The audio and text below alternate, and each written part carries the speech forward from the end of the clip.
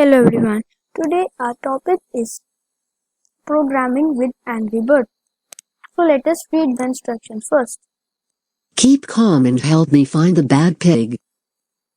Now we have read the instructions. Now we have to see how will the red Angry Bird will reach to the bad pig.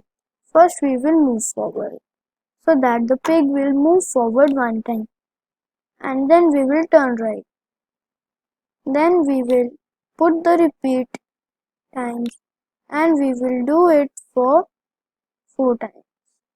Now we will insert one move forward inside it so that the angry pig can reach near the bad pig. Now we will turn right and we will again move forward.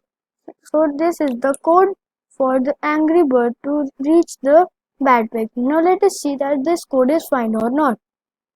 So let's run and check.